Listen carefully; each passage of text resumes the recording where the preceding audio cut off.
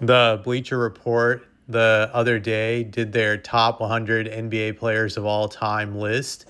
I have to say the list is pretty good. Granted, I don't agree with all their rankings. There are a few which I think are suspect. For example, Draymond Green being ranked in the top 100. I'm not even sure if this guy's like a top 1,000 player of all time. So I definitely disagree with that one. Having Steph Curry at number 10. Nah, I don't think he's top 10. I wouldn't put him in there. Now, people could say I'm biased because I'm a Spurs fan, but I would have Duncan over Shaq, have them flip places. And and yeah, then it would be a pretty good list. But for the most part, this was a good list for a basketball publication. It wasn't outrageous or totally out of place. Where when I look at some of these publications, I just look at their list and I'm just like, no, you definitely got it wrong. It's definitely way off. But the headline of this list is that Kobe Bryant is not in the top 10. And I actually agree with it. I believe Bleacher Report is 100% right in their judgment that Kobe Bryant is not a top 10 player of all time. I've said that for years. I said that way before Kobe's passing that he wasn't a top 10 player. But things changed once he passed away and his legacy got inflated after that. That tends to happen when famous people pass at a young age. And I felt Kobe did pass at a young age. Dying in your early 40s is very young. For some of the young people listening to this video, 40 could be considered old, but believe me, it's not really old when you think about it. So it was tragic in the sense that Kobe didn't get to live a full life, but I think just passing at that young age got people to overrate him, and people weren't honest about his rankings in the all time after he passed away, because prior to him passing away, in a lot of these basketball publications, he wasn't in the top 10. I think even Kobe accepted it at one point in time that he wasn't in the top 10. But the moment he passed away, his cult like fans pushed him to be in the top 10 and even in the top three in a lot of these rankings, that they would come after people who would just tell the truth about him, say like, hey, he's not a top 10 player. And then they would start yelling, how can you say this after what happened to him? How can you say that after his passing? You guys are cruel, blah, blah, blah, blah. Like his cult made sure that he would be put in the top 10 and no one could argue about him because of just like the public backlash he would get once he passed away. I would say from 2020 till about like I think 2024. For that 4 year run, you could not say anything bad about Kobe Bryant. It was rose-colored glasses and a lot of dishonesty about his legacy. That's what I felt was going on during that period of time. People were not being honest. They were scared of the media backlash.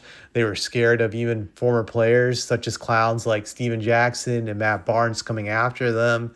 So that caused Kobe's legacy to be exaggerated and inflated. But he's definitely not a top 10 player of all time. My top 10 of all time is, in no particular order, Bill Russell, Wilt Chamberlain, Kareem Abdul-Jabbar, Magic Johnson, Larry Bird, Michael Jordan, Hakeem Olajuwon, Shaq, Tim Duncan, LeBron. That is my top 10 of all time. Kobe Bryant was never better than any of those 10 players. His peak was not as great as any of those top 10 players' peaks. I just don't see how he was better than any of those guys. One of my biggest knocks on Kobe Bryant was his efficiency as a player. Kobe Bryant shot a putrid 44% overall from the field for his career. And the funny thing I always hear from Kobe fans is like, well, he was a better three-point shooter than Jordan. Well, it may be the case. I haven't checked, but he shot 33% from three. I wouldn't call that a great three-point shooter when you look at his career three-point shooting average. He was a very inefficient player. And you compare that to the guys in the top 10, outside of Bill Russell, who I have in my top 10, all these guys shot 49% or above from the field, which is huge. It may seem a little to you, but That's a big fucking deal to shoot that high of percentages. They all were able to, like I said, shoot 49 or above from the field. They were very efficient, dominant players, which is something Kobe could never crack. He was never an efficient player. And I think that was one of his biggest weaknesses as a player, that he would have some games where he would be shooting on God mode. And then the next game, he would shoot some shitty percentage like 9 of 30 from the field, just very putrid. That was the biggest hang up on Kobe. I felt he was very streaky, not consistent when it came to his efficiency. And that was one of the biggest knocks on him, and rightfully so, if we're being honest. And like Bleacher Report said, that he wasn't the best player on the first three Laker championship teams. Definitely not. He benefited big time by having Shaq, who was a dominant force that allowed for defenses to leave him open, for him to get easier buckets. And despite all that, he still was pretty inefficient. So that tells you about his problem with efficiency. He wasn't the best on the first three title teams. And I would say another big flaw of him was that Kobe always needed a dominant big man for him to be effective when it came to winning games. And I view that as a knock against him. When you look at these other guys, they didn't need to have dominant bigs to win a lot of games, at least during regular season. I know some people will scream that Magic had Kareem, but towards the end of his career, Magic proved that he was as impactful of a player on winning without Kareem. There was that 2-year stretch where I think one year where he won the MVP when Kareem was first retired, and then the next year he led the Lakers to the NBA Finals without Kareem. So Magic was just that good. He was very impactful on winning. So that argument gets thrown out of the window. Now, I know some people argue, well, Bird had McHale and Parrish, but I would say Parrish and McHale were nowhere as near as dominant as Shaq. And that shows you how Bird was able to impact winning. I think even in his first year, Bird, I believe, did not have Parrish and McHale, and the Celtics had like one of the biggest turnarounds in NBA history at that time. So that goes to show you how impactful and winning Bird was. And you just look at the rest of these guys, they had a huge impact on winning on that top 10 list. I look at Kobe, when he doesn't have a dominant big or a bunch of all-star bigs to help him, he's pretty much useless when it comes to impacting the game and winning. This was very evident when Shaq got traded, and from that stretch, from that time period of 2004 to 2007, the Lakers did not do anything during the regular season or the playoffs. The first year without Shaq, they missed the playoffs. They're a lottery team.